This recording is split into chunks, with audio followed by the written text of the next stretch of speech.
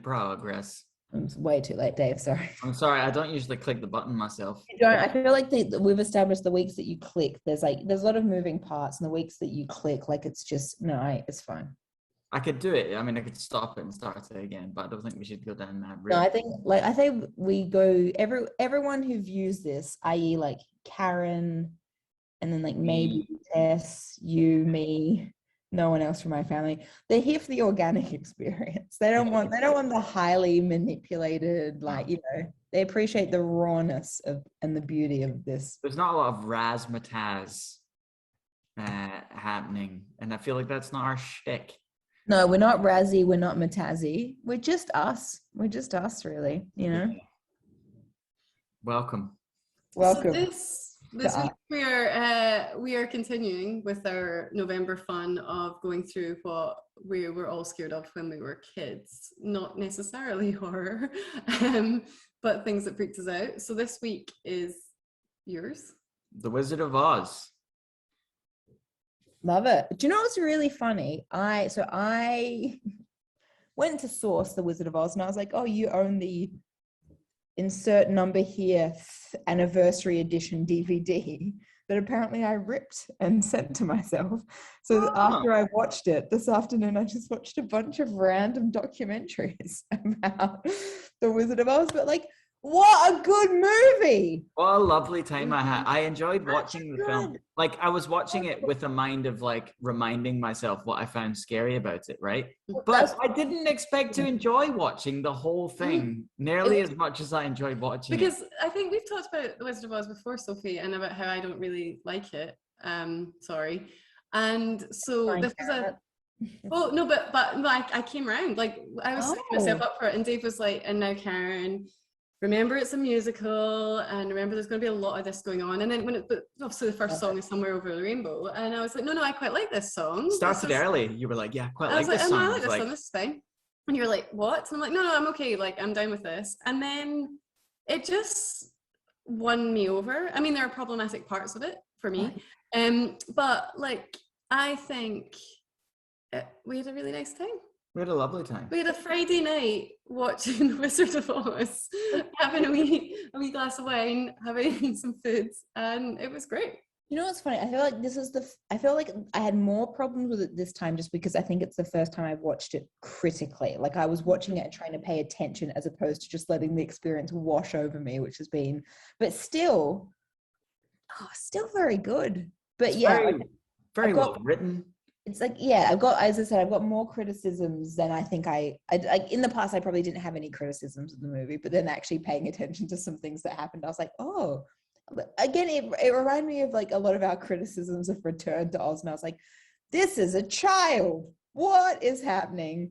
But yeah, just glorious. But then like, I'm a slut for a musical. Like I love a good musical. So like that was always, you know, that always sits well with me. And I just like the story is great, and you've got your weird fucking character. It just, yeah, I really enjoyed it. But interestingly, like quite a long movie. What I learned was in the second cut, and this is in my documentary this afternoon, the second cut of it, they ditched Somewhere Over the Rainbow. They're like, too long, slows the pace too much, and then they stuck it back in. It's like, can you fucking imagine? Yeah. What movie would that be without that song? Also, like, it's such a great bit of work. It's such like an old school romantic, like Frank Sinatra kind of croony bit of gear, man. It's such a lovely fucking song. Do you want to hear about how it was written? Sure. From what I remember, I was also doing a puzzle of the globe of the world while I was watching my documentaries.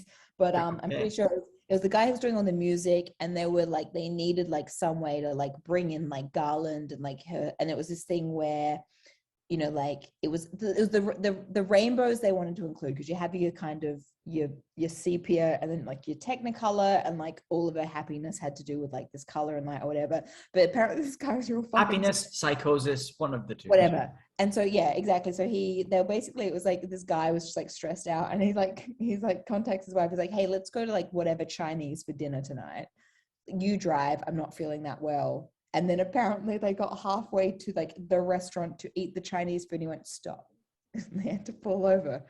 And he fucking wrote the song. And then the song was, he just had this like thing where he went, rainbow, yeah, rainbows. And then it was just, I was like, what is this story? Where like, I can't remember the name of the Chinese restaurant. I apologize. It might not exist anymore, but he was just like, yeah, he's just like, I just needed to de-stress. Like, and I was like, told my wife, like, let's go get a Chinese, but like, I just can't drive. Like, I just need to relax. Like, can you drive us? Like, we'll have like a meal, whatever. And then he was like, stop, pull over. And then just like wrote Somewhere of the Rainbow. And like, that was it.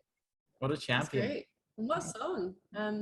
Yeah, and I think when we were watching it, I realized that I don't know if I've ever watched it all in its entirety from start to end. I don't know when I first, like, I did know that it went from the sort of sepia type stuff to like the color. Like I knew bits, but even I definitely had never seen the actual start of it before, or if I did, I was so young, I don't remember.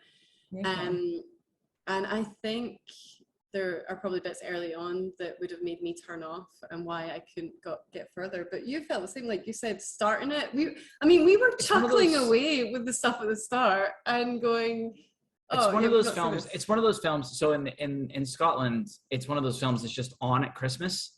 Like back in the days when you had 4 television channels, it was just on. It would just come on, and you would have it on because that's what was on. So I love that for a Christmas film. I feel like from my childhood, like Australia was like The Sound of Music and like some other specific ones. Oh, no, I'm sure that was in there. It's a Wonderful Life, but yeah, but I would have loved it if like Wizard of Oz was part of that repertoire. Yeah, it was one of those, man. And like, so you'd just be flicking through the 4 channels, seeing what's on, and you'd flick to it, and it would have started. But as soon as like you've established that it's on, you watch it. Same as like the Shawshank Redemption. For the longest time, seen so many times. The Shawshank Redemption and A Few Good Men. Like I just hadn't seen the first 15 minutes, half an hour of them. But like if you flick to those films on a TV, you wouldn't turn them off. You would leave them the fuck on. Yeah, for sure. And I feel like Wizard of Oz was part of that canon as well. But obviously you picked this, so it was something that freaked you out as a... Yeah, I think that was the thing that I was quite interested, because I feel like, do you know what I actually found the most upsetting in this movie? At the very fucking beginning, when that cunt of a whatever her name is like, I want your dog and I'm going to put it down, and fucking like Auntie Em and what's his face are just like, put the dog in the basket, she's going to go and kill it. And I just feel like as a kid... That is horrible. I did the same thing. Yep. Yeah, I did not understand the significance of the conversation, because it's like, I've seen this movie a bunch of times, but as I said, every time I watch it, I just kind of, the experience just washes over me, and I'm waiting for like munchkins and songs and color and whatever. Yeah. And I was just like, this dog terrorizes the cat of this woman to the point where she is so powerful in the community. She's come to their house and been like, I'm gonna take this dog and I'm gonna fucking kill it. And then like these 2 like poor like farm worker caregivers are just like, give her the dog, she's gonna kill it. And I'm like, this is a child's dog. Like, what? I just like, as I'm watching it this time, I just sat there and I was like, I was quite upset. And I think, as I said, when we watched Return to Oz, part of it was that like it's a can terrier in the original Wizard of Oz, and we had a dog who was a can terrier. And I don't know if the fact that like that looked like Molly made it like a bit more of a problem for me. But I was genuinely like, you are giving this woman permission to take your like, not child, but the person, the child you look after. Like she's intended to be a prepubescent girl, apparently. Yeah. Hence all the amphetamines that she was put on. Yeah. So we were reading about it because it was supposed to be fat, apparently. I heard so many people refer to her as chubby in those documentaries that I was like, guys, come on. Like, have body image issues. She's fine. Because they were saying that they were going to maybe cast Shirley Temple, that was younger, it was the vocal thing. Yeah. So Judy Garland was 16, but they wanted someone younger. So yeah, get her drugged up and ready to go, and doing 16-hour days and whatnot. But also, so you're like, I was upset even before the dog being taken, because the start of the film, she's just trying to tell someone, and assuming that she is younger than the 16 or whatever, but like she's had an upsetting experience and no one is listening to her, and that bothered me so much. I also did the thing where it's like, girl, there are people working on the farm. The reason you eat is because they're effective at their jobs and you are getting in the way. Like that was the other thing I had as well. It's just like that kid who's like walked in and is talking to they're like, we're trying to count potatoes or whatever the fuck it was. And then she went into, and I do love all like the farm hands, but it's like they're trying to get shit done. And she's like walking on things and like falling down and making a fuss. And I was like, you're making their like life like a bit trickier. Like fucking Auntie M even said to like the guy who turns into the Cowardly Lion, I forget all their names, like basically like stop fucking around or I'll fire you. And it's just like, Dorothy, you're not helping. Like, and I think that is maybe where her being a bit older doesn't work so well in that scene, because I think you could imagine like an 11-year-old being like, it's like but it's like her, you're kind of like rein yourself in. But then when you see what happens to the dog, you're kind of like, she's preempting something bad's going to happen to she is, you're right, who knows. And I mean, so I found all of that quite upsetting. All the dog stuff, all the dog stuff was stuff, agreed. Stakes were high to begin with, right? It starts off as like the like you got the opening titles and you got the music, and then like the first actual scene was people you're like, I'm stressed on the behalf of everyone right now. But I do like that, you know, when Toto goes with what is her name when she's not the Wicked Witch? This is Gulch, that's right. I do like that Toto's like, fuck you, and just like later days out of that basket. I feel like when that, and I know it happens, but when it happened this time, having actually conceptualized what was going on properly, I was like, good on you, Toto. You don't need to die. You're your own dog. Like you just like moose, and then she's like, oh, you came back to me. And I was like, yeah, no, you didn't do anything to help that Dorothy, but she couldn't. No, what I enjoyed just before all of that happened too was just like, you know, when Dorothy's eventually like, go and make yourself useful, go make yourself busy, go do something, get away from us all. So she has a wee sing, which I quite enjoy. That's what you do to but I mean, she's keeping out of everyone's way. But I was just loving the dog acting.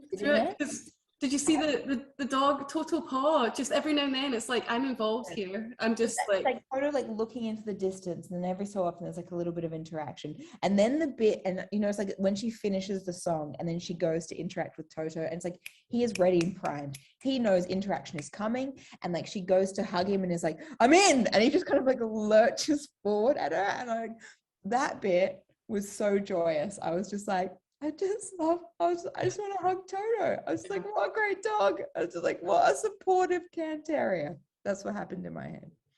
So Toto comes back. She decides to run away from home. This is the next major plot point. Yeah, Toto comes back and she's just like, well, we're fucked. Like, we got to go, mate. And then meets the meets the what shall we call him?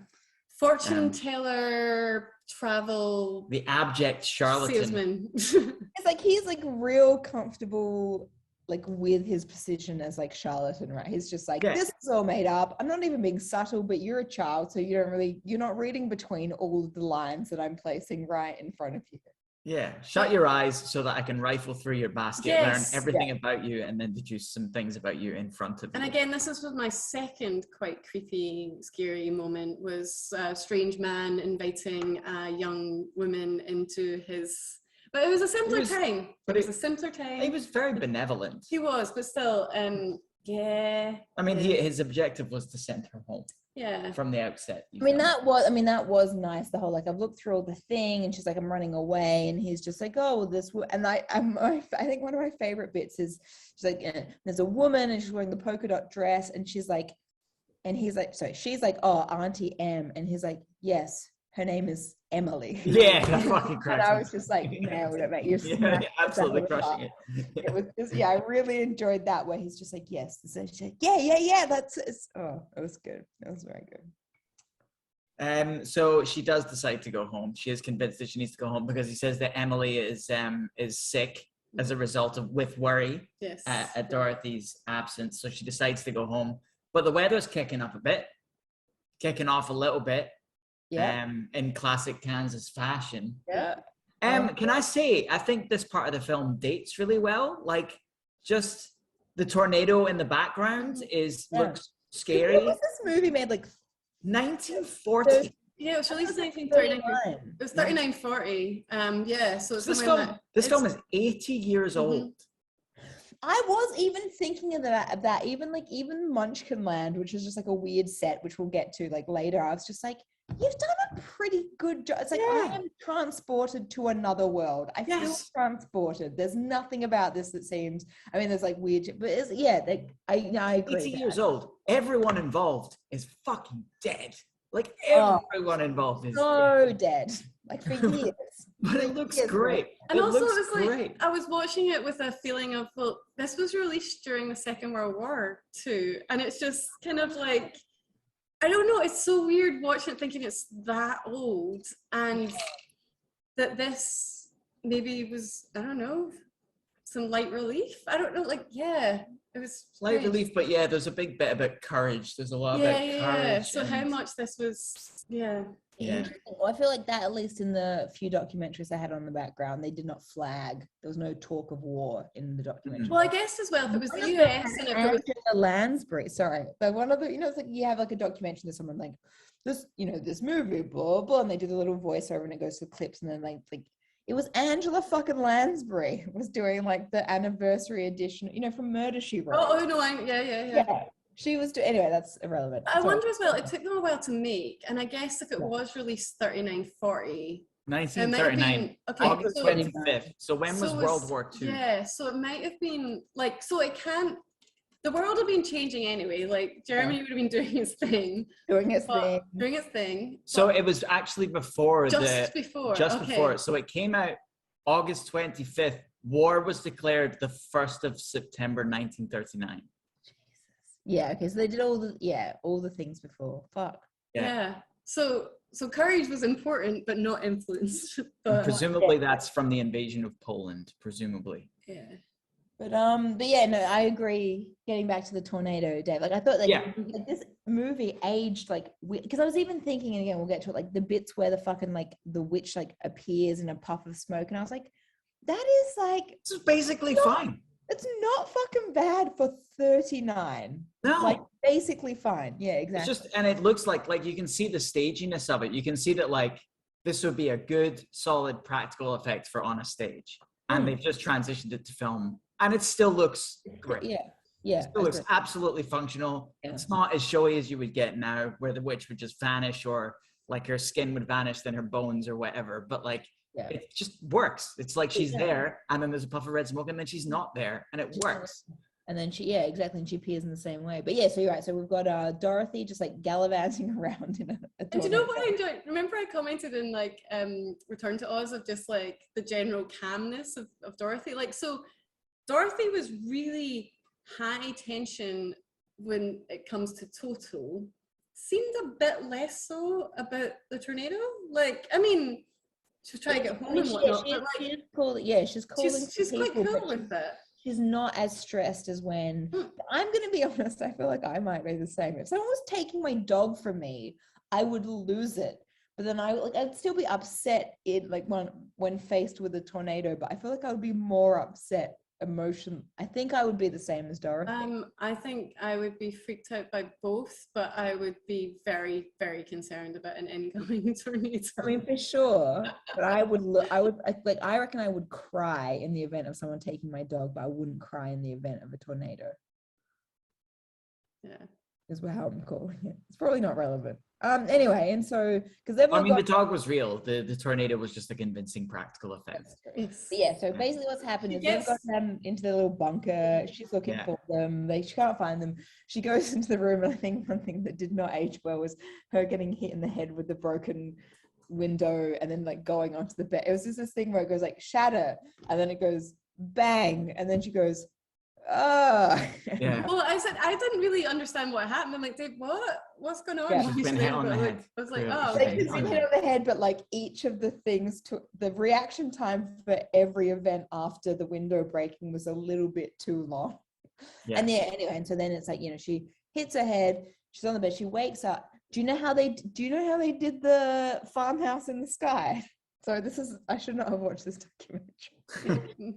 So what they did was they were in a soundstage, and basically they painted the ground to look like, as they described, the Kansas sky, and they had like a little bit of a smoke machine making fog for the clouds, and then they just fucking dropped a toy house, and it just like spun down and hit the thing, and then they reversed it. So it dropped a dropped model of a that farmhouse reversed to make it look like it's just like floating. Yeah. Anyway, but so this bit, she's 39, very good. Yeah, she's in the house. She wakes up. She's in the house. She sees some weird shit out the window. Some people rowing. Some people cycling. And this is when we get our first Aussie thing. We see Mrs. Gulch transform into the Wicked Witch. Yeah. And is this when the music starts? Yes. Yeah. Terrifying music. Great music. Fabulous. Yeah. So good. And then we have the house falling out of the sky. And this is one of the things that used to freak me out as a kid. There's like some shots of the house following from the side on. But then there's one quite trippy shot where the house actually falls into the camera. And that used to really freak me out.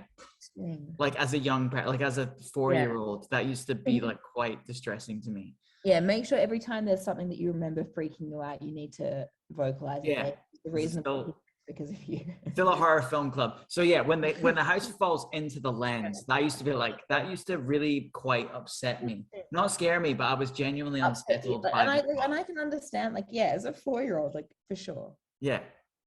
Anyway. But I love, like, I mean, how off its tits it starts with, you know, she's looking out the window, they're in the wind, and before the witch, but like, people are waving at her because, you know. So weird. Why not? Also, isn't it interesting that I was actually thinking about when I was watching this time, like, she kills a remarkable number of people for a young girl. And she does it without really reflecting on it much. Like she says it out loud, but I'm like, I don't think it's affecting her in the way that the death of another that you've caused should affect you. Exactly. So that again is one of the, I feel, horror elements of this, is how terrifying is Dorothy actually. A cold-blooded killer. Yeah. Just brutal. So death one. Wicked Witch of the East. Yeah. Houselands. We don't get to see the Wicked Witch, but we do see the stripy legs and the ruby slippers. Yeah. Sticking outside. Apparently we talked about the ruby slippers last time. So yeah, apparently that was just like one of the, so they had 3 screenwriters, so apparently it took a really long time to develop this script from the original story. But there's one guy who like carried like most of the weight of the script thing, and that was his thing. He's just like, yeah, because it was supposed to look much more poppy in color than the silver that it was supposed to be in the book. Yeah. And then you mentioned that was the challenge of getting it for the Return to Oz, because it's such a thing with it. They had the rights to the Oz story, but the ruby slippers were actually like an MGM property because that's something they came up with. Yeah, but it was so iconic. He's like, if the slippers are a thing, like, let's make this a thing. Like, exactly. So we've landed, and we're now in color. Yeah. And apparently, interestingly, a lot of people who saw this for the first time at the cinema would not have had that Arrive in Oz color experience. So this is something my mum has said to me in the past. She said this was the first thing she ever saw in color. And so she had that experience of like, this is black and white, and then suddenly it was color. Depending on when and where you saw it, potentially you could have just seen the entire thing in that kind of like sepia tone. Like apparently that not everyone the first time they saw it had that experience. Now we're in the world of color, but it's just like so fucking effective. Yeah, you can't imagine not having that, given how it does make you feel you're in a completely different and it's like, I'm sure, you know, like the sets and the costuming are like enough that like it would still feel different, but it's just like that having that color all of a sudden. It's costuming. Don't get me started on the voices, but yes, it's definitely another world. And so she comes out the house, and down comes Glenda in a bubble. I believe Captain Bubble herself. Captain Bubble is it not Glinda the Good Witch? It's Glinda with an I. I think it might be Glinda with an I or a Y. Glinda the Good Witch. Glinda, you're right. Was a famous. She did a lot of like maybe stage stuff, and she'd done like a couple of movie roles. But apparently, she loved this one because it was the most I should not watch this documentary. It was the most theatrical role that she was able to appear in on screen. Oh my god, her voice. How so, Sophie? How so? Can you explain that further? In what way? She was just ridiculous, wasn't she? Her voice was just. Oh, we were just repeating the line she was saying all the way through it just because it was just so clipped and interesting. And, apparently, like, she, as someone who was not heavily made up and didn't have to wear all the poisonous makeup, etc., she had like a ball. She fucking loved it compared to some of the people with the whole like. I mean, she looked like burning your face, so you have to go to hospital because you inhaled too much aluminium powder. She looked like a 6-year-old going to her friend's birthday party as a Disney princess. This is my big pink dress, and I'm wearing my big pink dress, and here's my wand, and I love it. Glenda the Good Witch has her own Wikipedia page. Of course she does. Of course she does. It's not brief. It's not brief. It's not brief, yeah. But like, so ultimately we're now in Munchkinland and they're trying to work out. Glenda's like, you've killed the witch. Are you a good witch or a bad witch? Yeah. Because, okay, sorry, I shouldn't have watched this documentary. Apparently there was this thing where like bad witches are ugly, right? And then that's like a thing. It's like bad witches are ugly, and then that's in the movie. So apparently they originally cast a person who was like a big star in a bunch of things. And she came on and they were just like, bad witches are ugly. She is too pretty. And they uglied her the fuck up. And she was just like, this is too much. I can't take on this role because of the uglification. She's like, I'm at this stage in my career where this uglification, which is a word that I made up just then, is too much. And she fucking there's so many like recastings in this, but apparently it's like, she was an up and comer and it was going to be this like big name or whatever. And she came in and they were like, she's too pretty. Like she's literally fucking beautiful. Make her ugly. And then they did the whole ugly thing. And she's like, I don't love this. And so then we got another person who apparently had done a lot of movies, but they'd been like, very theatrical roles. And she was supporting a 3-year-old child as a single mother. Oh, wow. There you go. Is that Margaret Hamilton? Whoever was the Wicked Witch of the West. Yeah.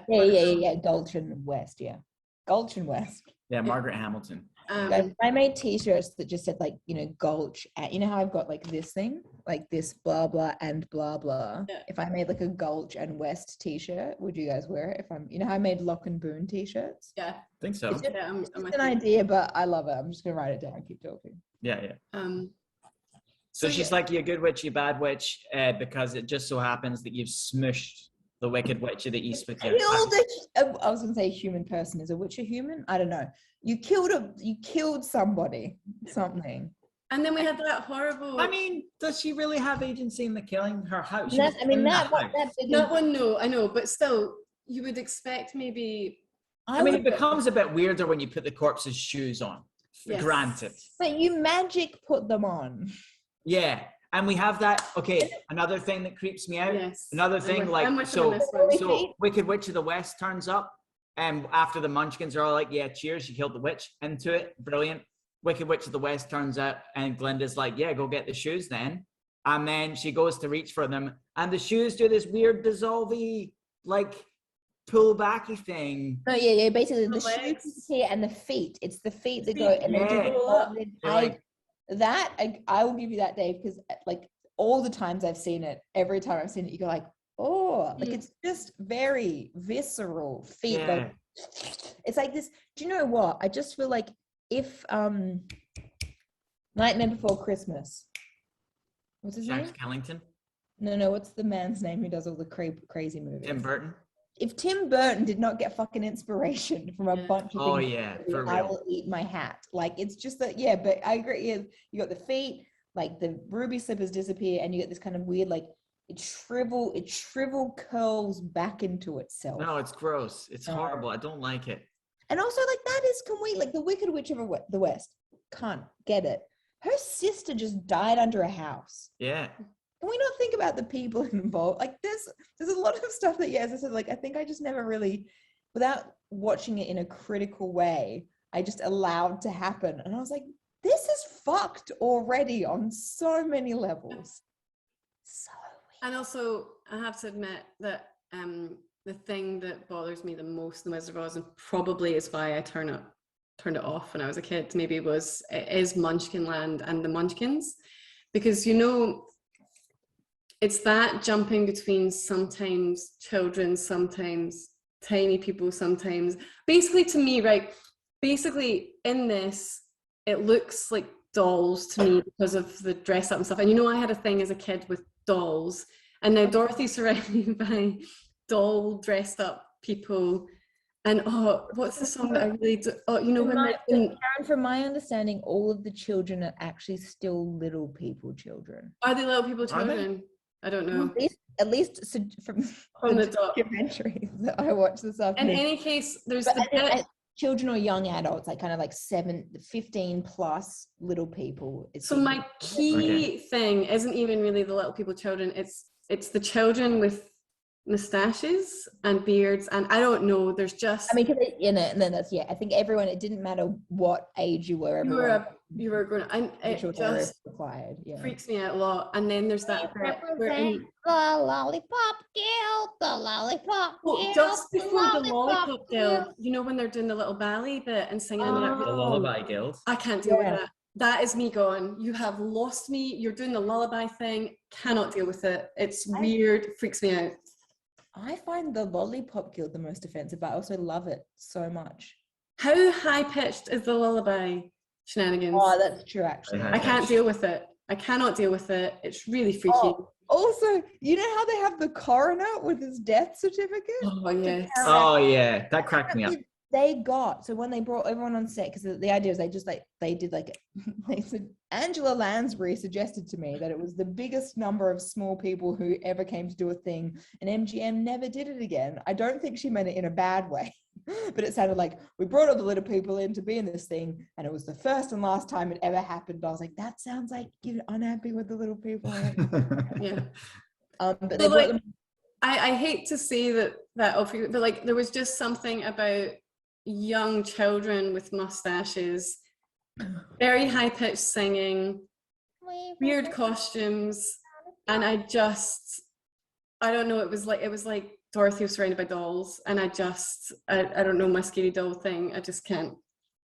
I can understand that. No, I was just going to say that, apparently they auditioned, it was like 4 or 5 people had to read the lines for the coroner, and apparently the guy who got cast, he reckons he got it because like he just enunciated better, but like he tells this story and he does have, even like as an older little person, had a very high-pitched voice, and I was like, it could have been that you enunciated, but it also could have been that you had a very high-pitched voice. But I didn't even I even think about it, it's like, as coroner, right? And I was like, as a kid, I was like, the coroner is reading a death certificate. I don't think I paid attention to like a lot of the things that were happening. And then also there was another bit that freaked me out, where like, so they're kind of celebrating they've killed the witch dictator-y person of their land. And then there's a bunch of women that wake up sleeping in a flower together as they're going up. And I just, things like that, I know we're in a different world, but that was all just freaky. They were supposed to be like Munchkin offspring. Oh, I thought they were grown women just sleeping in a flower. Oh, I'm not sure. Yeah, I don't know. Anyway, I'm sorry, but Munchkin Land's I don't know. And Glinda, like the combination of that and Glinda and her being it's just off its tits. It's just off its tits. And also just like, imagine this again. It's like, let's take ourselves back to 1939. What have people seen that is even anything like this? And it's just like, I would, I haven't seen every movie that was like put out in 1939, but I would say there's a few things of this batshit crazy ilk that would have come out like at the cinema. Yeah. Like they said, in fact, in my documentary, one of the things it competed with was like, an adaptation of fucking like Wuthering Heights. Like that's what we were doing at that time. Yeah. This is mental. Yeah, for sure. Glinda's just so passive about the whole thing. She's so passive about everything that's happening. Also, that time that she sends a girl child out into the middle of nowhere, it's just like, oh, you want to get home? Like, did you bring your broomstick? Yeah, where's your broomstick? And also the Munchkins will take you to the edge of Munchkin Land. And then you're on your own. I hope you and your dog survive the journey to you don't know where you're going, like good luck. And it's just like, this is, again, it's like, I think because like they cast Judy Garland when she was a bit older, you do forget the fact that she's meant to be like a small, a smallish child. It's like, don't send her she doesn't know anything about this land. Don't send her off by herself. Like, she again seems okay. She seems alright. I feel like Dorothy seems, Dorothy has that weird thing where she's just like very good at like emotionally removing herself from a situation because just of constantly masking, being the person that everyone needs her to be. She goes. She does it. And this does it in Return to Oz. She's fine. What I enjoy, so of course we get to the start of the Yellow Brick Roads, where you start obviously within the spiral, and you can't skip out of that little tiny spiral. You go right from the very beginning, the point of it, and then you go round, and then everyone knows the song. Always that joyous thing about a musical, that everyone knows the song. I love the musical part of this, Karen. I just love musical, and it's just it's very good. I'll try not to sing. So, you knock yourself out, mate. Go for it. Sorry, I'm done. So we're following it, and then it's time for our first pal. Yeah. Well, because we've left the Munchkins, so it's just her and Toto now. It's just her and Toto in the middle of a weird land that she's never been to, but she needs to go and see like the Great Wizard of Oz in the Emerald City because like he's gonna send her home. Great. It'll definitely work out, and he definitely won't be a charlatan. That's true. Also, he played 5 characters. Anyway. Yeah, he did. Yeah. So we're gonna get to a bit of a crossroads. We're a bit lost. We're not sure where we're gonna go, and she kind of wonders aloud to Toto which way they should go. And the Scarecrow starts talking to her. Yeah. And she's like, nah, don't be ridiculous. Like, crazy things haven't happened yet to me. Like, I've not landed on a witch. I've not chatted to another witch. I've not been dancing about in Munchkin Land. So, talking what's Scarecrow, talking to me? batshit crazy. Yeah. And the Scarecrow points out in what was presumably a very progressive point of view for 1939 that some people do go both ways, and that's fine. I bet the people who made that movie regret that accidental message. They may well do, but I think a lot of the people that enjoy this movie may well take a lot from it. Yeah. So Scarecrow is helped down from his pole. Can I just say how much I love Scarecrow? Because during Return to Oz, I was saying how creepy Scarecrow is with like not being a man with makeup and whatnot. And it was really lovely watching this because my love of Scarecrow came back. Like, I like Scarecrow. Do you want a fun Scarecrow makeup story, or are you done with my things I learned in the documentary? Oh, no, because like I've been reading some of the horror stories of some of the makeup, and I think... it wasn't even that. It was the fact that when they did all the makeup, so apparently they did the makeup, and then there was like a few times that they reassessed it, and a guy came in who didn't get any credit until like after the actual director and producer and stuff had died, but he's like, you need to do whatever.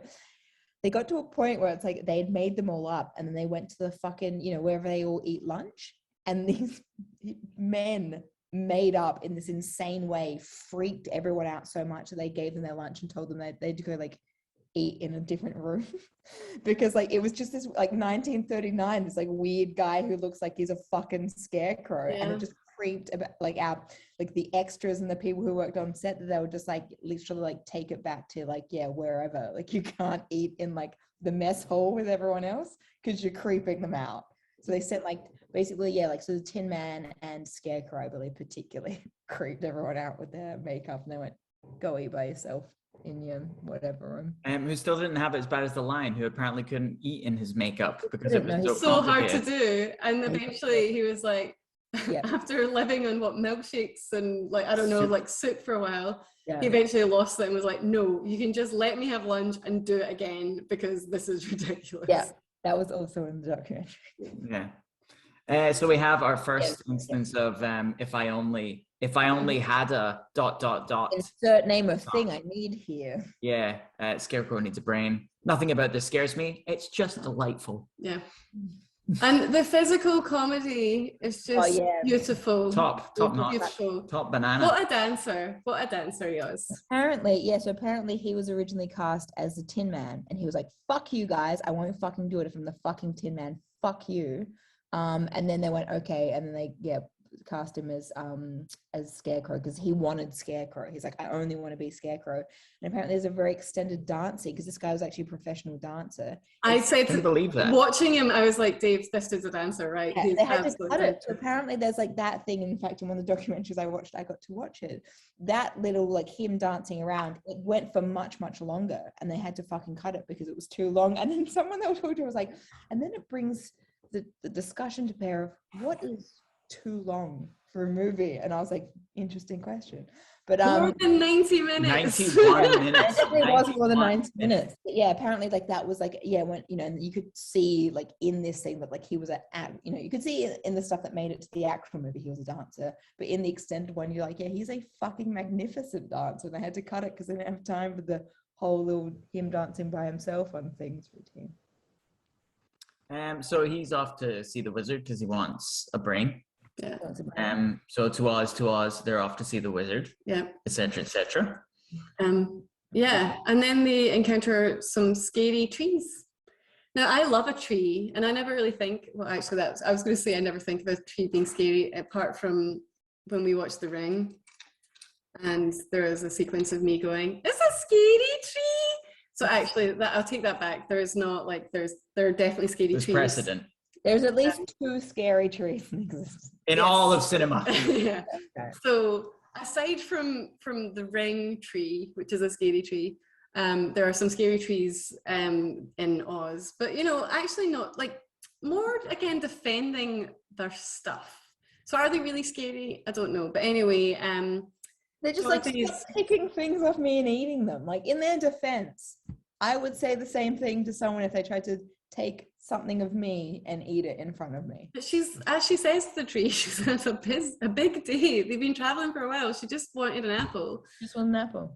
I come from a place where the trees aren't sentient. Yeah. Yeah, that's true. I can just take these apples and eat them, and I don't normally have to discuss it with the tree. Don't need to put up with any bullshit usually.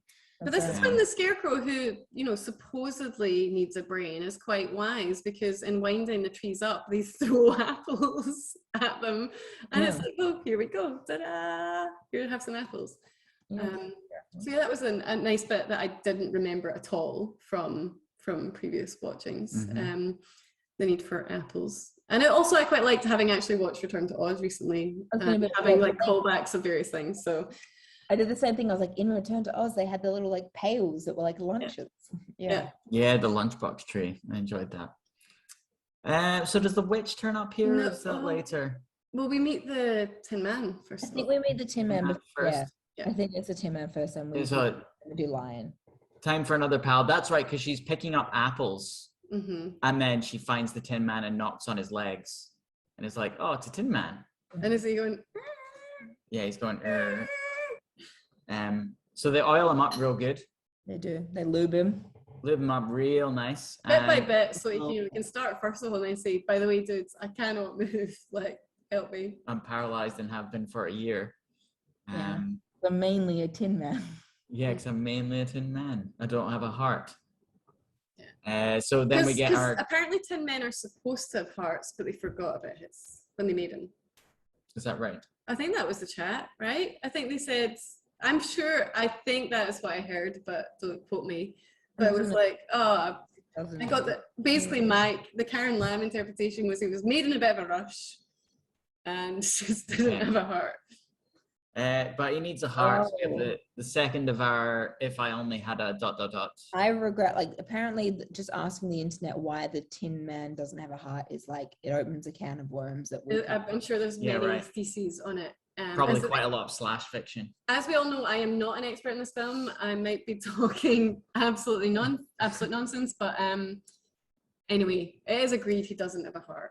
He doesn't have a heart. He wants that, like, we're all going to Emerald City to get things. Dorothy wants to go home. Scarecrow's already getting his brain. Why can't Tin Man get his fucking heart? He can. And then we get him doing his. We get him doing his "If I Only Had a ... Which made Karen Lamb so happy. Particularly when he goes ba ba ba bum ba ba da dum bum toot toot, and Karen Lamb made this sound. No, Karen, I'm giving you that. It is beautiful. It's just joyous. I feel like I use the word joyous a lot these days, but it does fill your heart, because you've got one. We've all got one, with joy. It's like toot toot. Yep, for sure. And I think what I love so much now watching this film as someone that didn't like it, is the faces of the character actors playing Scarecrow, Tin Man, and Lion. They all have wonderful faces, and even like the Tin Man himself just looks so joyous when he has his toot toot. And I was just like, this is just great. It's a good bag here. And at least he's the one that wasn't real sick with aluminium powder poisoning in his lungs. Was he not the Tin Man?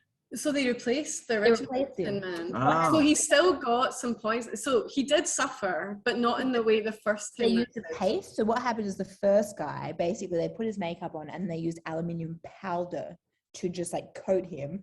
Turns out that if you inhale a bunch of aluminium powder over a period of time, it means that you get to the point where like you can't breathe. So apparently, yeah, documentary. He was, and because they interviewed him, he's just like, and there was this like one night after filming, and I went to breathe, and I couldn't, and they called an ambulance. He's like, I drew in a breath and I couldn't breathe, and then apparently he needed like months and months and months of treatment. And then, so this was like, so, and it's quite insulting because the guy that they got to be the original one was apparently at that stage a big name. And they went, we need to go forward with production, and they just cast someone else. And he found out that like they got him sick because of their fucked up makeup, and then like his sickness was holding up. So that, yeah, they cast this other guy, and so he was like, it was still the aluminium powder, but they like put it into a paste, so at least he wasn't inhaling it. It was just on his skin and around his. And on that, because I didn't watch your documentary, but I was reading like the Time magazine and something else about, the 80th anniversary of it. And so in a similar vein, something really bad happened to the Wicked Witch of the West. So that makeup was toxic too, but also accidentally got burned through the. It was copper. It was full of copper, and there was a thing, and then basically she was like, I was there, and then all of a sudden everything felt hot, and this guy was doing a thing, and they basically like cleaned off her face, and she had 2nd-degree burns on her face and 3rd-degree burns on her hand because the makeup in it had copper and got like really fucking hot or something. But how far they were in production and how much they'd done of her stuff, she got to stay in it because it wasn't going to affect the production, her being hospitalized. So like what's been interesting about your choice of film, Dave, is not like the horror of The Wizard of Oz itself, but all of the horror surrounding it. That's just like the horror of like what we used to do when we made movies in 1939. Like, so yeah, slap 16-year-old girls across the face. And a lot of makeup was super toxic. Yeah. So. Obviously they all had like lead and other, like we're not even talking about that, but yeah, it was the fact that they've recasted the Tin Woodman, or sorry, the Tin Man in this movie. I mean, I don't know who the original should have been. I did enjoy this one a lot, but they're having a lovely rollicking time and deciding to go to see the wizard, and that's when so the witch turns up to remind us that she's a force. Chucks some fire at the scarecrow and it vanishes in a poof. In front of the scarecrow, and I'm like, he is made of straw. If you really wanted to hurt him, you needed to aim literally like a millimeter like back. Because we know that we know already that Dorothy's okay because she's got the ruby slippers, but it doesn't mean that anyone around her is. So yeah, I mean, could have been worse. Could have been worse. Fine. Make a beehive out of me. Huh. That's right. Yeah. That's some good, ridiculous lines in there. Yeah, it's tremendous and well delivered as well, I would say. So they're off to see the wizard, the wonderful Wizard of Oz, etc., etc. And no, keep going. And then we get to the jungle. The jungle. I reckon, okay, so you know how like this whole thing is like, we've picked this because like it scared you as a kid. I do remember, like, if anything scared me as a child, it is like once we enter the scary forest where like we encounter the lion, like that kind of, like, because it just changes. It's just like dark and it's foreboding and they've got like real scary trees. And I feel like that bit always just like, it didn't scare me, but I was always on edge as a kid when I watched like that particular bit. I do remember being slightly perturbed by those. Also, once they're in a bit that really scared me, like hide behind the couch scared me, was somewhere around here is when they're in the woods and Wicked Witch of the West is looking at them in her massive crystal ball. I mean, massive crystal ball, like unnecessarily large crystal ball. Huge. Yeah. And she's looking at them and she decides to leave and she goes and flies around the castle. And when you look at this footage now, it's a piece of black material on a string being pulled around a model. This used to scare the fucking shit out of me with the music and the cackling and everything.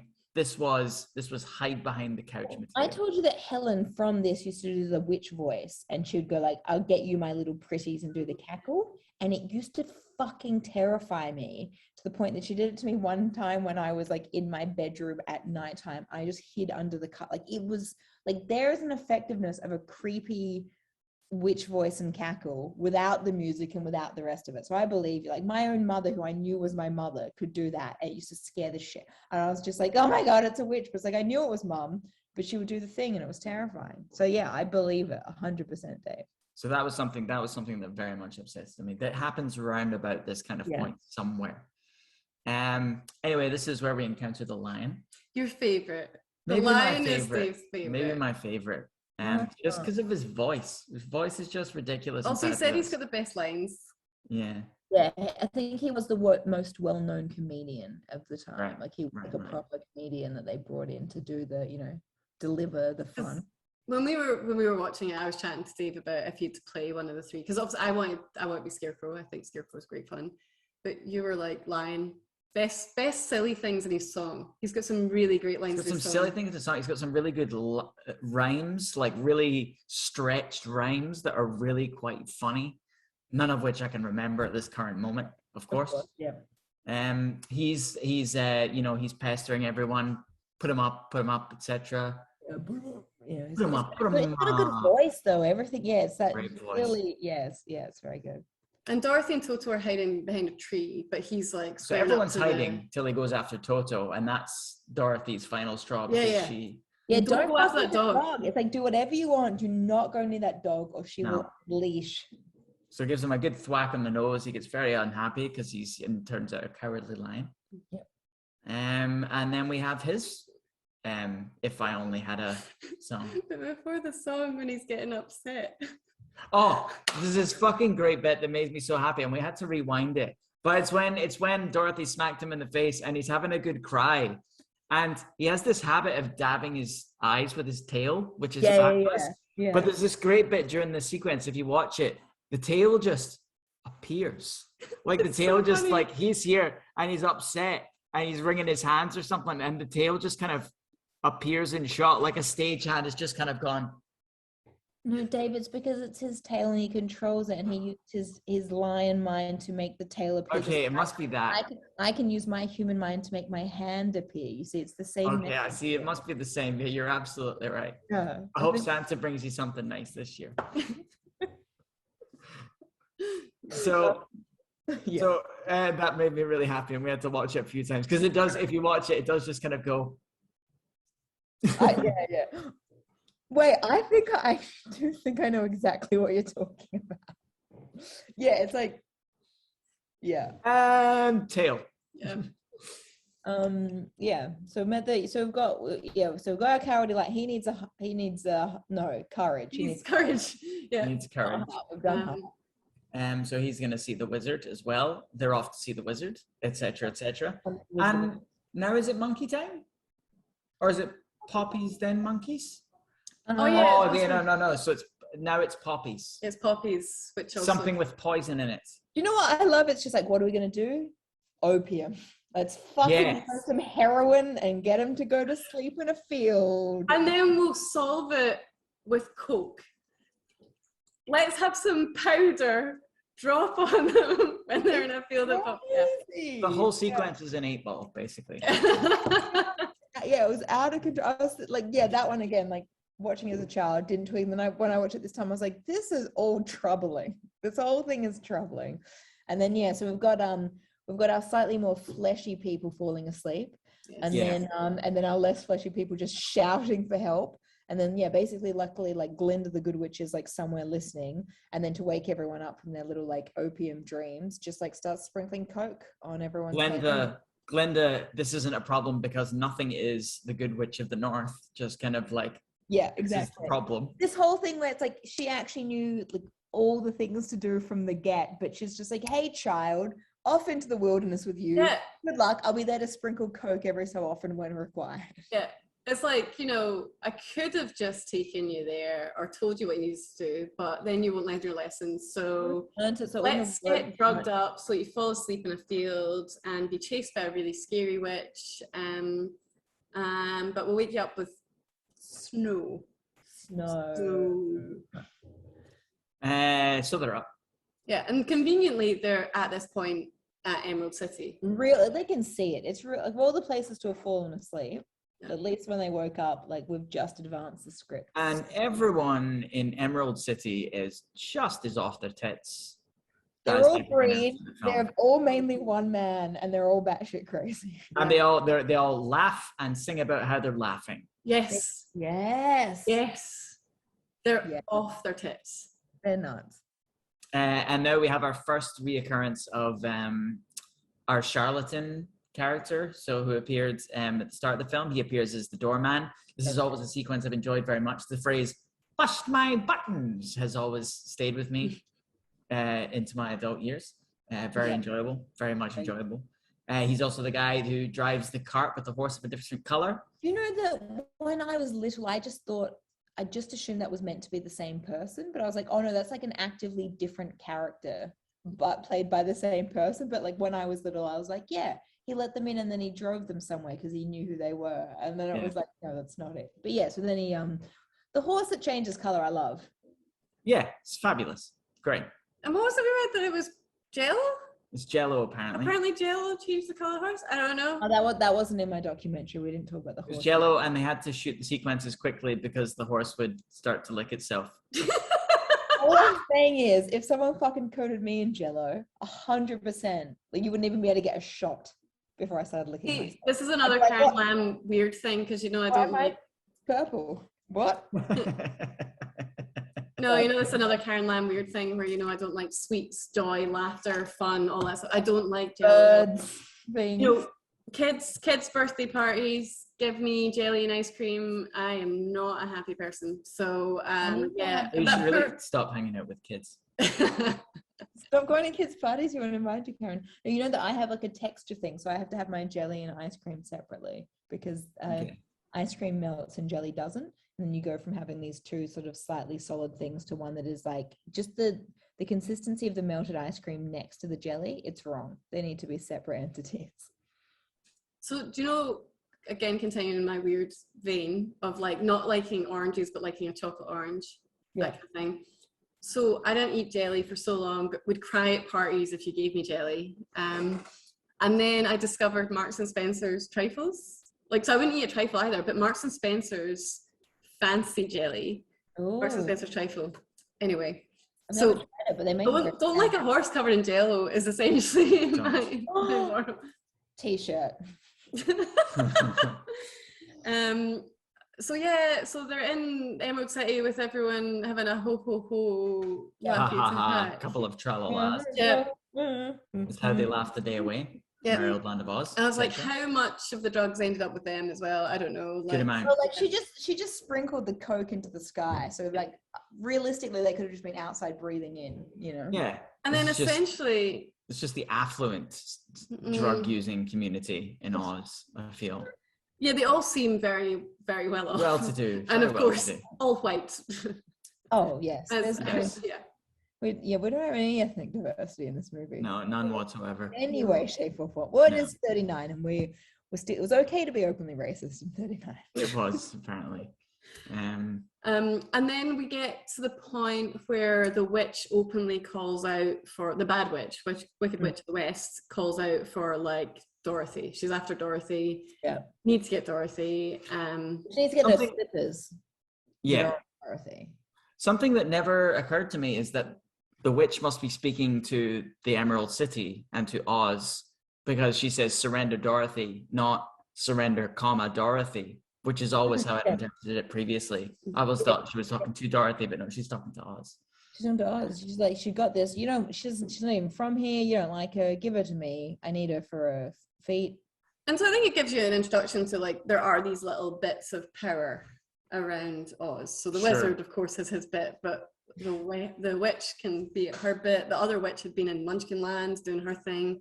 So as long as everyone's respecting each other's business, and if someone's done something bad to one, you can then there's going to be no fisticuffs between the leaders of their various kingdoms. I'm still not entirely sure where Glinda fits into all of this. She's the Good Witch of the North. So but she just distant, perhaps. She floats, drugs. She's having bubbles, always in bubbles. Bubbles, so yeah, drugs, pink.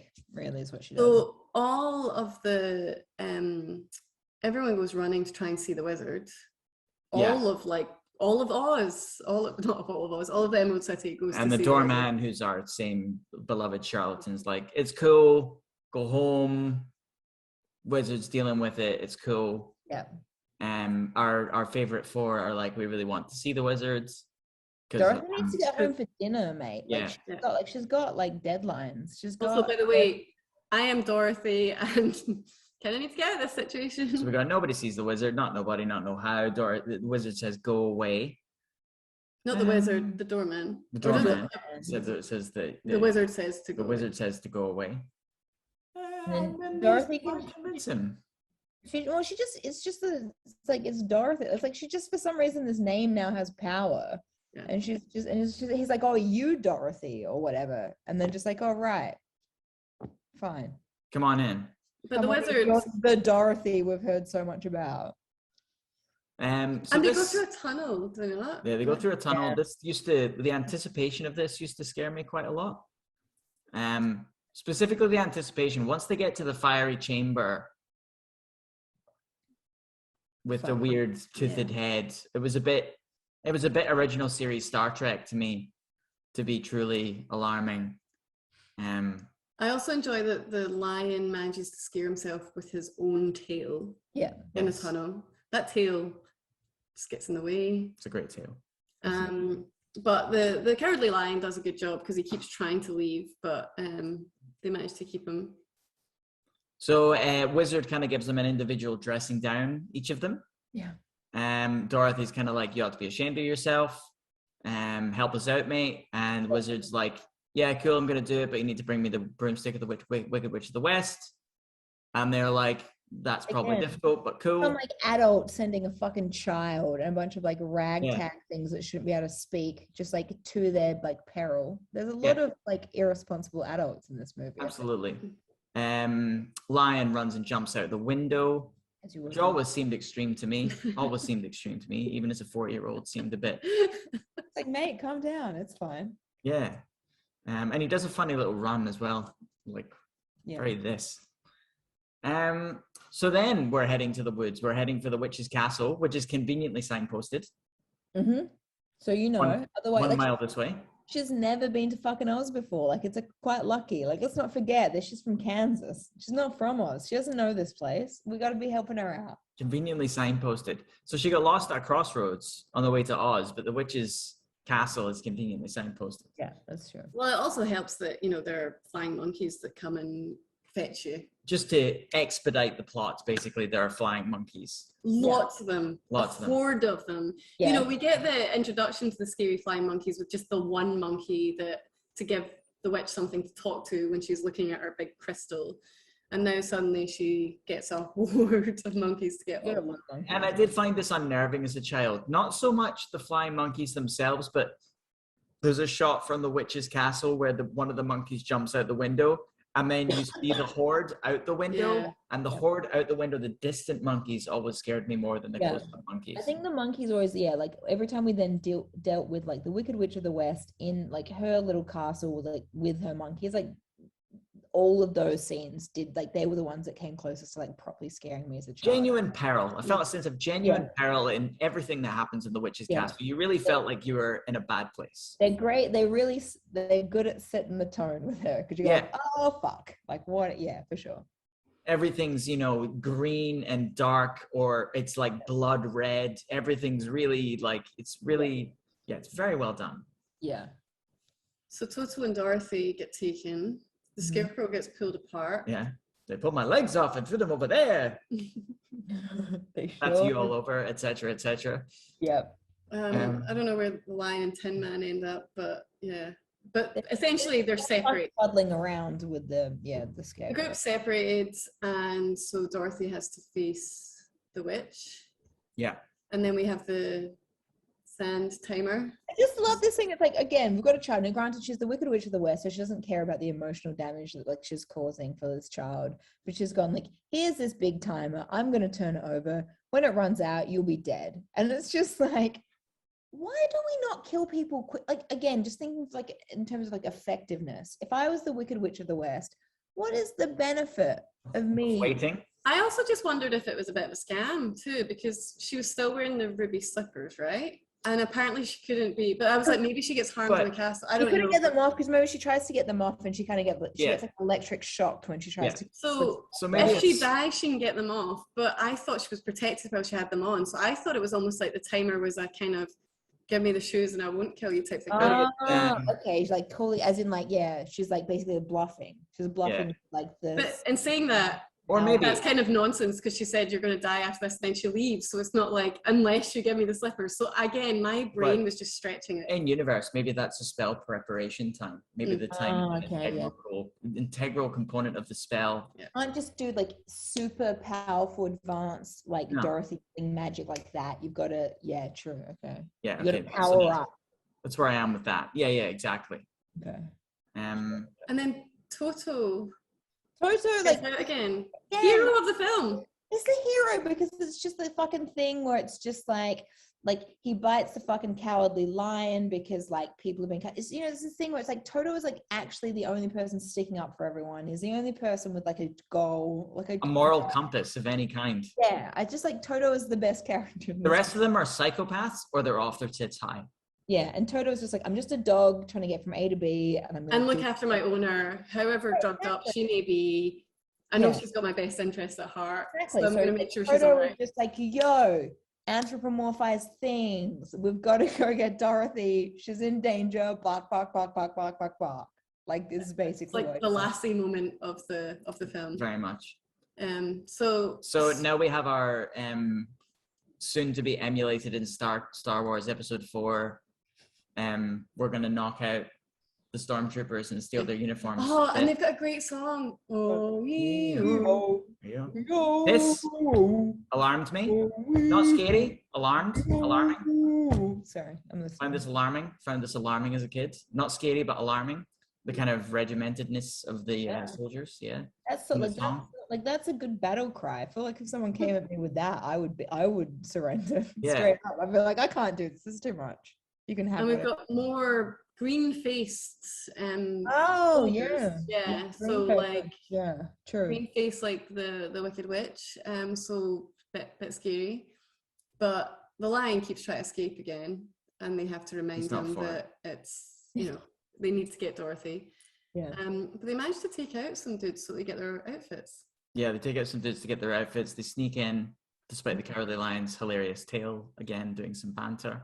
Doing its shtick, and then we're in the castle. We drop a candle, what do you call it, a chandelier on some people, which feels like a very 1939 thing to do. You watch though, because it's like they look at it, and like at the time they look at it when it's on like at the ceiling level, all those candles are lit, and then when they drop it on the people, they're out. And I was like, physics would not put out the flames that quickly. But obviously they've gone like, do you know what is too dangerous for this movie? Dropping a chandelier of lit candles on people. With the movement of the air as it fell. But like when you see it falling, like it's like you see the hole falling and they're already. Oh, okay. But yeah, like no, 100% they would go out. But it was more that like when they shot it, they just went, here's the fire candle, and they went, let's not drop fire onto these people. We've already burnt their faces and given them like lung whatevers. Well, that was kind of them to finally get the point. I mean, that wasn't in the documentary, but I presume they went, this one seems too dangerous even on paper. Definitely, we can't actually actively set fire to the cast. But I like that, a little bit of a Don't know. Get and see Dorothy. We get Dorothy out. And we think we're good to go because it's before the sands run out and we're all fine now because we're all together, and yet run off onto the rampart, but the wicked witch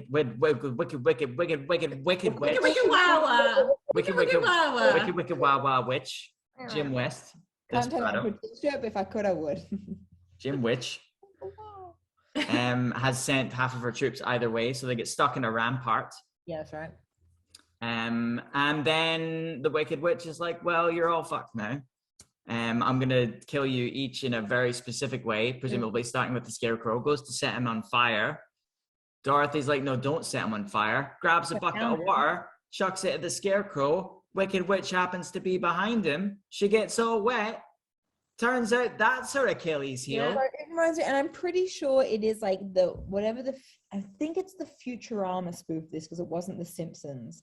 And there's the bit where like the person gets the water and the Wicked Witch of the West, and because I'm pretty sure it's like Leela. So I'm pretty sure it's Leela, and it's Futurama, and it's like she's like melting, and she's like, "Oh, I'm melting," and she literally says, "Who would have ever thought a small amount of water would have gotten on me?" And it's just like, why? And like, it's just so perfect, because it's like, of all the things that kills the Wicked Witch of the West, it's just a pail of water. It's a pail of water. She melts, and she's got a lot of lines to deliver while she melts.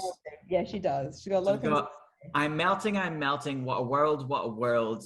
And then something like, "Who would have thought that a girl like you could have something to my wickedness?" That's right. Yeah, and so I feel like that's the line that they installed. And it was like, who would have ever thought a small amount of water could have gotten me? But yeah, exactly. She's like, yeah, it was like she literally like talks to Dorothy, and it's just like, how can this like girl have?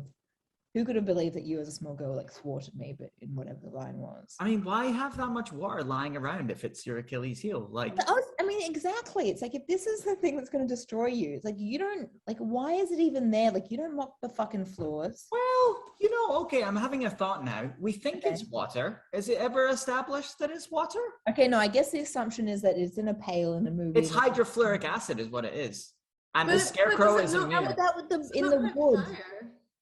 Yeah, but the scarecrow is magical.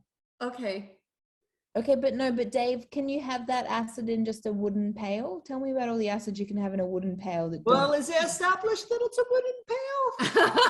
Yeah, it looks wooden. It's a wooden pail. Like, let's not give them much credit.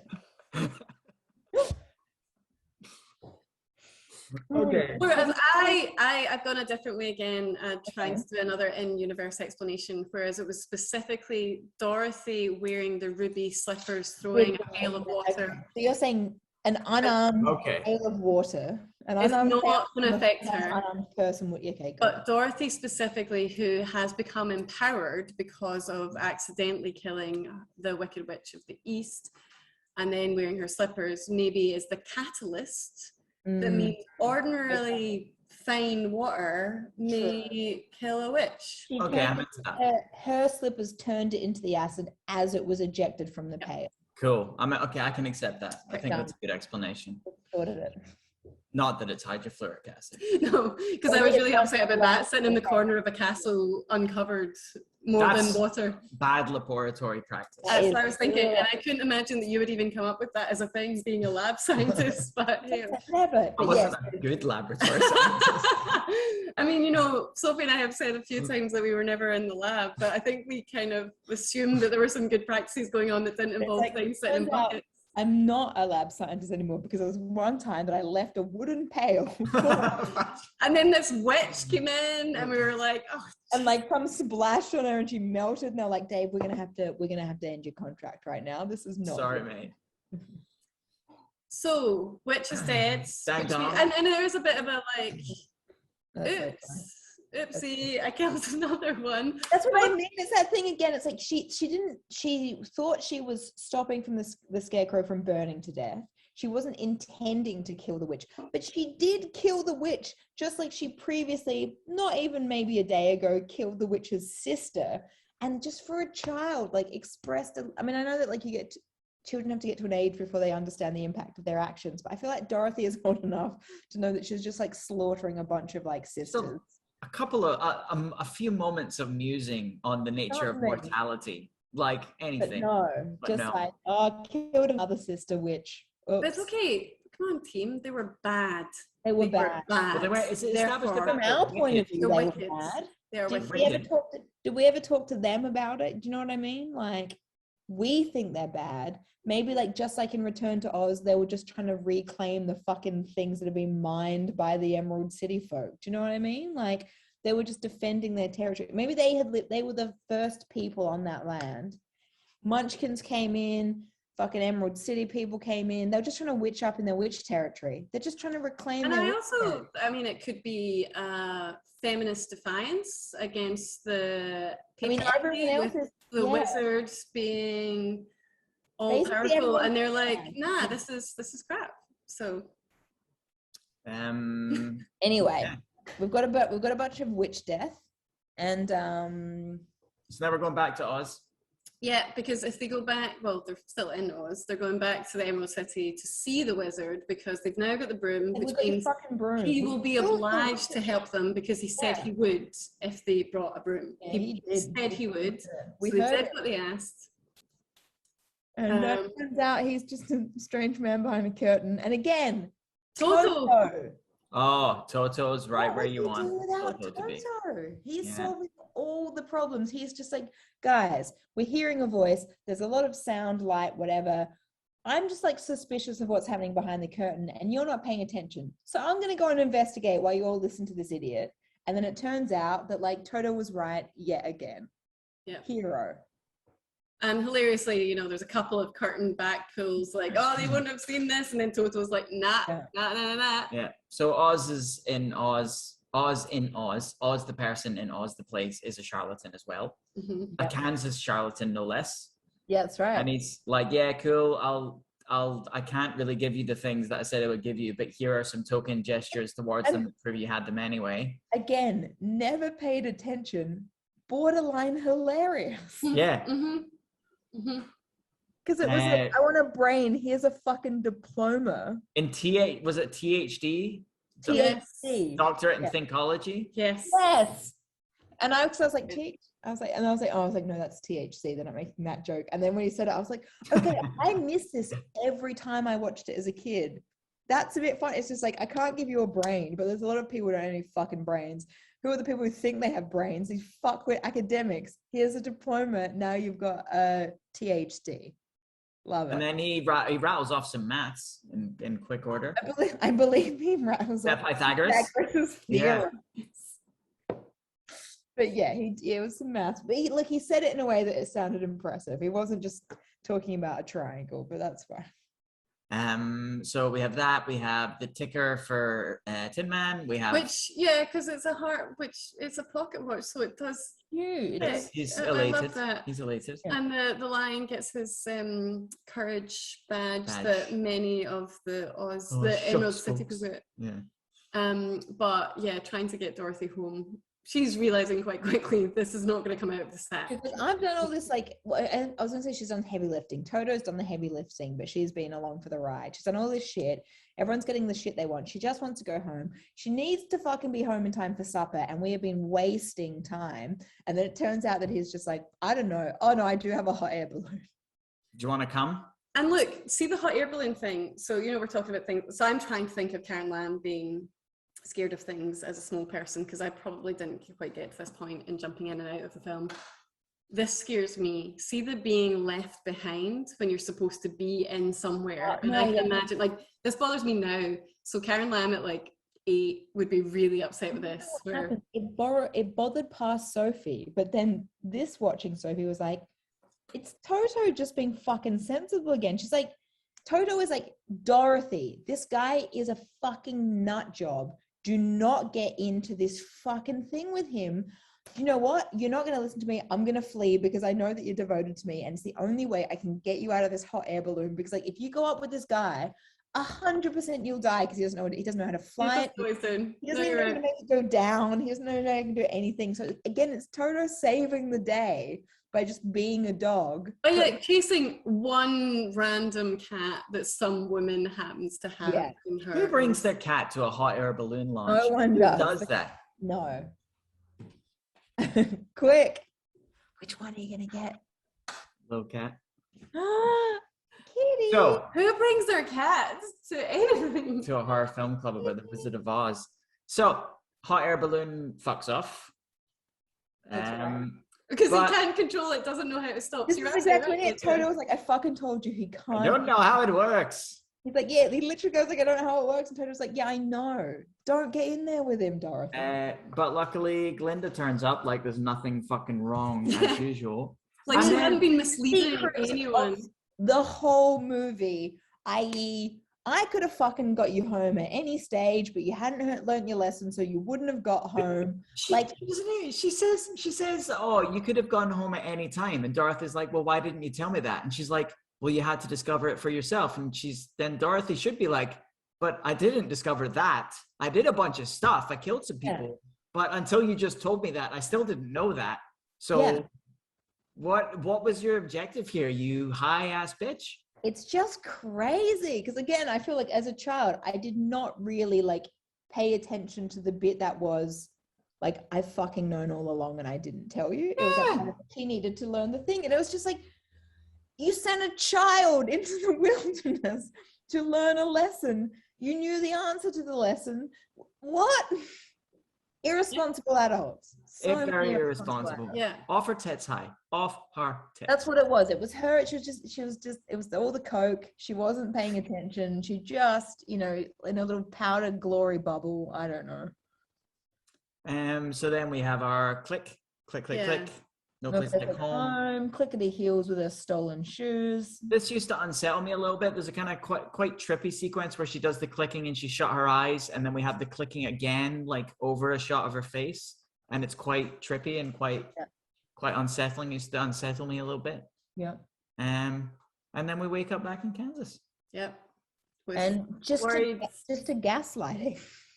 Yeah, that's right. I mean, in their defense, it is a child that got knocked out in a tornado and then has just regained consciousness and is telling a batshit crazy story. But I like it. She just keeps talking and they all just kind of smile and make noises like this. And yeah, like one by one, all of the characters from her weird thing appear. So it starts off, you know, like Auntie M and Uncle Henry. And then we have the dude from the start, the charlatan or the wizard, whatever you want, just checking in because he'd seen her heading that way. And then her three farmhand pals from the start who just so happen to look very similar to some characters. And it's crazy because you're like, and you were there and you were there and you were there, and all they do is like laughy smile placate the child for like an extended period of time. Like I just didn't realize how awkward that scene was where she keeps talking and they were just like, and she keeps talking, they were like, and it's just like a whole scene of this child saying all the things that happened to her and them going like, You're like, that's you're not feeling very well. They're not buying. Yeah, the end. The end. There's no place like home, and I'm definitely fine. And yeah, that's right. And then we go to the second one, which, as we've said, we've already watched, where she's just got like some real aggressive PTSD and falls into some kind of psychosis at some stage. And there you have it. That's the film. Loved watching it. The things that unsettled me still unsettled me. Like I didn't find them scary, but I remembered that I found them scary as a 4 and 5 year old. Sure. Loved it. Yeah, I agree. As I said, like, you know, I've seen it a bunch of times. I've never watched it critically before. Watching it critically meant that like there were more things, you know, it was mainly about like child safety. They were the things that sort of stood out a bit more to me like this time. But magnificent, like loved it, loved all the fucking songs. Do you know what I realized as well? The only song that I can, you know, there's the bit where like they go to see the wizard and he's just like, nah. And then the fucking lion sings his little song, like if he was King of the Forest. Hated that as a kid. Used to fast forward it. And then I was watching that, like, you know, when I watched it before and I was like, yeah, Sophie was right. This is the lamest song of all of them. And also it's that kind of weird thing where I was like, I don't know what to do. So he's like, well, if I was amazing, this is what would happen. It's like, yeah, but you're not. And then we'll solve the problem in a different way. Like it just doesn't. But yeah, I thought that was the shittest song as a kid. And as an adult, I agree that was the shittest song. And I can understand why young Sophie would fast forward on the recorded VHS. King of the Forest. Like, yeah, I understand too, because actually now you're saying it, I'm like, I didn't really remember. King of the Forest. And it's just like, not only is it the dumbest in terms of messaging, it's also the lamest of the songs, I think. It's also interesting that he gets an extra song about his thing. No one else does. I want to hear from Scarecrow. If Scarecrow was king. I mean, that's the thing. If you're saying, if Scarecrow got the fantastic dance cut out, why did Lion get to keep an extra song? I get, so this is something, I was wondering about this earlier. Like, is this something to do with the fact that war was imminent and someone professing the virtues of courage was maybe about to become very significant? Whereas a brain, not important. No. Not in a war. No. Brains aren't guns. No. Yeah, no, great. It was a great choice, but when you did originally flag this movie as the one that scared you as a child, I was like, okay, Dave, sure. And then having been, watched it with that in mind, I was like, yeah, there's a lot of shit. As I said, there was stuff that scared me as a kid a little bit, But like the more that I thought about it, I was like, yeah, this is a fucking weird, creepy, unhinged movie for And children. also, when Dave talks about as a child, like I was a young ass kid. I was, you know, given that he watched Alien when he was exactly. I assumed that you when you were like when you said like you saw this as a kid and then like but you watched Alien at 7, I was like, okay, so this is scared like I'm gonna say 3 to 4 year old Dave, in which case let's watch it with like 3 to 4 years old in mind and like 100%. Yeah, for sure. good bit of gear. And there you have it. Well, thanks, Dave. Actually, I mean, I really enjoyed it, and I was really happy to watch it in its entirety. And I apologize for saying that I didn't like this film, because actually I like this film. That's fine. Well, you know, it's like it's easy. You know, like there's all these movies that I loved when I was younger. Then we rewatched them recently, and I realized that I was so wrong. So it's just, you know, that's my theme. This one at least I can say like I loved it, and I still love it. It's not like all the other Sophie movies we watched in the past. I was like, I'm really sorry, guys. That was such trash, and I just didn't realize when I was 17. So, child Karen was scared of munchkins, which is quite early in the film, which means I couldn't watch much of it. Missed out on the joy. All right. So next week, animated Karen. Yes. So I've got a bit wild and obscure. I had a few things I could have chosen, but I decided this is something that I was watching from probably about the age of 4 or 5. Okay. And it's from 1982, and it's called A Flight of Dragons, or The Flight of Dragons. I don't know. Flight of Dragons. I believe it is The Flight of Dragons. The Flight of Dragons. I just called it Flight of Dragons. Yeah. And like you, Sophie, with yours, it was a taped off the TV thing that my parents had on VHS for us, and my brother and I were obsessed with it. Okay, I'm excited. It's like not only have I not seen it, I have never fucking heard of it. So no, like, most people have, and other than my brother, of course, and my parents, I have never come across anyone that has heard of this film. I feel like that was the same for me and Mr. Boogedy. So I'm looking forward to this a lot, Karen. Cool. Right. Thanks.